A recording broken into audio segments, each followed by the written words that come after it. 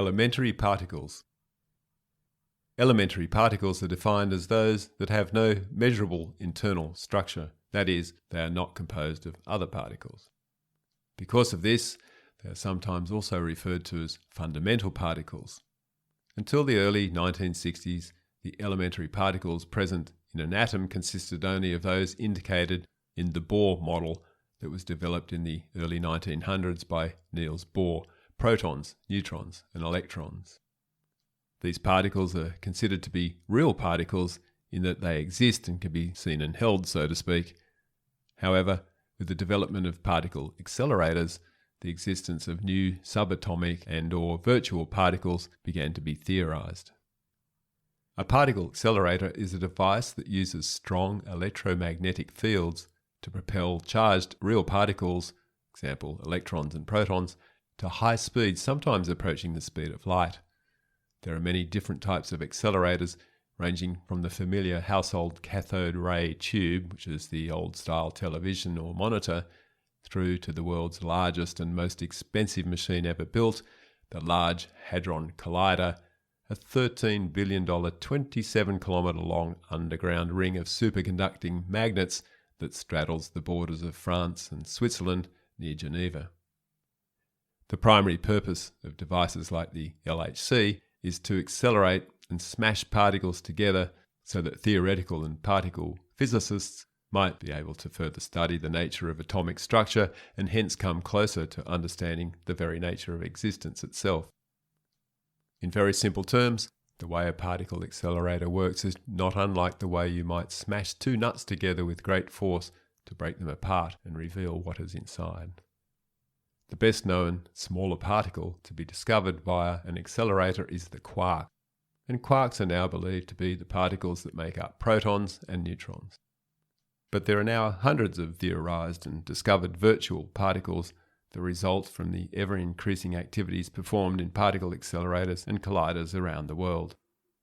It is questionable, however, whether this approach is an effective way to finding true and valuable answers if we apply the perspective we have just discussed, that the nature of matter is ever revealing and the intentions of the observer affect the outcome of experiments. It may be misguided or even unhelpful to continue looking in this way any longer. As there is no end to what might be seen in these experiments, this suggests that there is no definitive answer in the matter, and some scientists are beginning to accept this.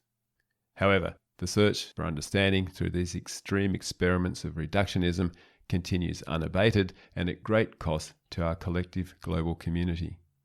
Perhaps the greatest value to have come from this searching is to see that space itself, the place where things appear, is nothing other than a boiling, bubbling brew of virtual particles popping in and out of existence, as Lawrence Krauss says in his talks Origins of the Universe.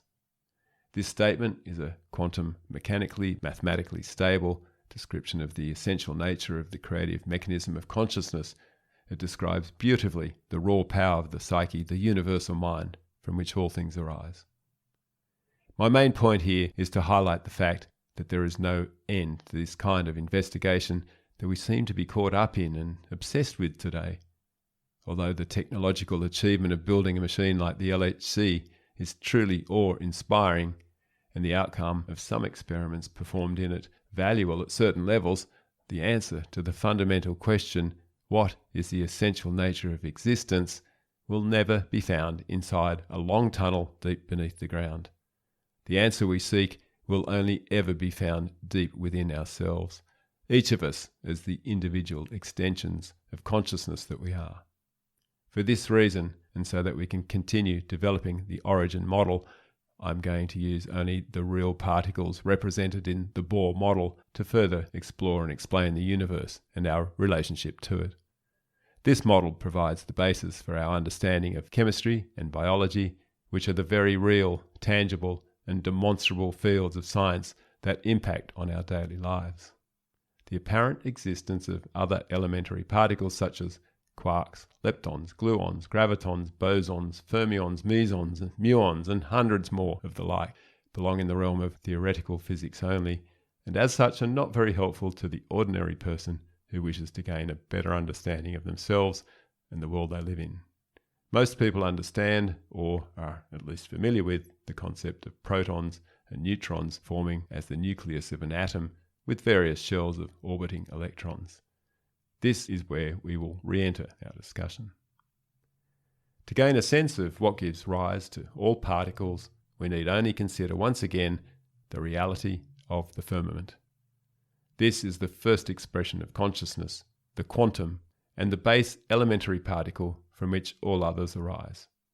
In the next section, we discover how an atom forms to become something distinct from these otherwise identical elementary particles.